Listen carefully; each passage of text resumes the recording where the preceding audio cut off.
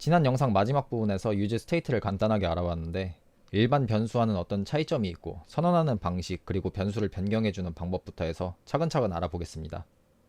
일반 변수는 이렇게 선언을 해주잖아요. let num 한 다음에 1을 넣어주면 1이 들어가고요. 그리고 변경해줄 때는 1을 넣어주면 변경이 됩니다. 그런데 use state 같은 경우에는 선언 방식이 전혀 다릅니다. 배열을 하나 선언해주고 두 칸짜리 배열로요. 두 칸짜리 배열 안에 첫 번째 값은 이제 넣어주고 싶은 변수를 넣어주고, 그리고 두 번째 칸에다가는 변수 이름 앞에다가 set을 붙여서 세터 형식으로 변수를 하나 넣어줍니다. 그리고 use state 하고 넣고 싶은 이제 변수에 넣고 싶은 값을 넣으면 됩니다. 이렇게 use state 1이라고 적어주게 되면은 저희가 선언한 두 칸짜리 배열의 첫 번째 칸 변수 num에 1이 들어가게 됩니다. 그런데 이 1이라는 값을 num의 1이라는 값을 2로 바꿔주고 싶다. 그러면 위에 있는 일반 변수처럼 num은 2 이렇게 변경하는 게 아니라 set num 해주고 괄호 안에 2라고 넣어줘야 num의 2가 들어가게 됩니다.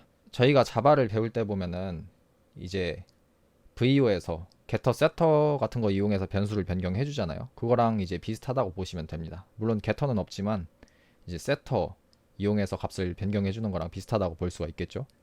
use state를 사용할 때는 주의할 점이 네 가지가 있습니다.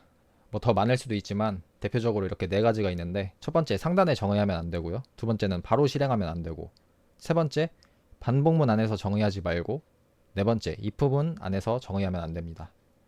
한번 프로젝트에서 어떤 이유 때문에 이걸 주의하라고 하는 건지 설명을 드리겠습니다. 프로젝트로 넘어왔습니다. 여기에 일반 변수로 num을 선언해 줄게요. num 1. 여기에 num을 넣어주면은 1이라고 나타나겠죠. 그리고 여기에 버튼을 하나 만들어 줄게요. 버튼. 저희가 이 버튼을 눌렀을 때 이 1이라는 숫자가 증가하게 하고 싶어요. 그러면은 이제 함수를 하나 만들어 주잖아요. 펑크션 num up이라고 해주시고, num은 num 플러스 1, 그리고 버튼에다가 on클릭을 줘서 on클릭 이벤트로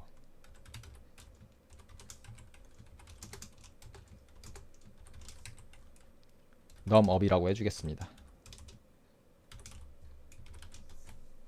이렇게 하고 한번 버튼을 눌러볼까요? 변화가 없죠? 그런데 여기에다가 콘솔로 찍어보면은 로그 num 누를 때마다 숫자가 증가하는 걸 볼 수가 있어요. 그런데 저희가 원하는 건 누를 때마다 숫자가 변경되는 거잖아요. 이럴 때 use state를 사용하시면 됩니다. 지워주시고 두 칸짜리 배열을 만드신 다음에 num 하고 set num이라고 했죠. use state 1 넣어주겠습니다. 지금 일단 오류가 발생을 했는데 이 numup이라는 걸 찾지 못해서 발생을 하는 거고요. on클릭은 일단 지워주겠습니다. 그럼 아까랑 동일하게 출력이 되는 걸 볼 수가 있죠. 다시 이벤트를 줘볼까요? on클릭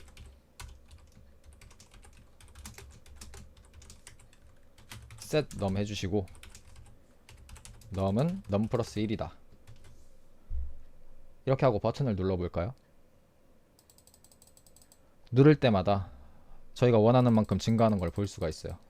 즉 이게 어떤 말이냐면은 use state를 사용하면은 이 set num이라는 이 함수를 사용했을 때, 이 두 번째 칸에 정의한 함수를 이용했을 때 얘가 실행되는 순간 페이지가 다시 렌더 된다는 걸 알 수가 있습니다. 아까 저희가 본 거 중에 그 주의할 점 중에서 바로 사용하면 안 된다는 게 있었어요.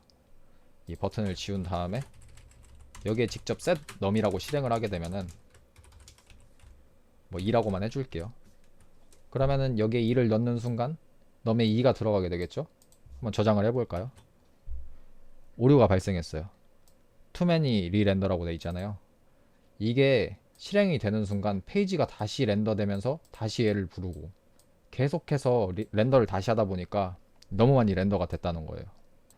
그러니까 직접 실행을 시키거나 if문을 쓰거나 반복문을 써가지고 실행하게 되면은 계속 렌더가 될 우려가 있기 때문에 여기에 직접 쓰지 말라고 하는 겁니다. 그러면 이 다시 렌더되는 use state의 성질을 이용해서 이 숫자가 1초마다 일찍 증가하는 코드를 한번 만들어 보겠습니다. 자바스크립트 함수 중에서 setTimeout이라는 게 있어요. 여기에는 인자를 2개 넘겨주는데, 첫 번째는 실행할 메소드고요. 그리고 두 번째는 시간을 넣어줍니다. 이렇게 1000이라고 넣어주면 1초가 되고, 여기 에로 펑크션을 써가지고 set num 한 다음에 num은 num 플러스 1 이러고 저장을 해볼까요? 그러면 1초마다 숫자가 1씩 증가하는 걸 알 수가 있죠. 다시 말하자면은 일반 변수와 유즈 스테이트의 차이점은, 일반 변수는 렌더링을 다시 안 해준다는 거고요. 사용했을 때 유즈 스테이트는 선언을 하고 그 배열의 두 번째 칸에 들어간 함수가 실행될 때마다 페이지가 다시 렌더가 되기 때문에 새로 고침 없이도 원하는 데이터가 새로 들어왔을 때 새로 갱신된 데이터를 볼 수가 있다는 겁니다. 강의를 계속 진행하면서 이제 유즈 스테이트만 사용하는 것이 아니라 일반 변수도 이용을 할 건데, 미리 말씀을 드리자면 간단하게 일반 변수 같은 경우에는 렌더가 필요 없는 부분, 뭐 메뉴 같은 거를 만들어 준다고 했을 때 한번 보여드릴까요?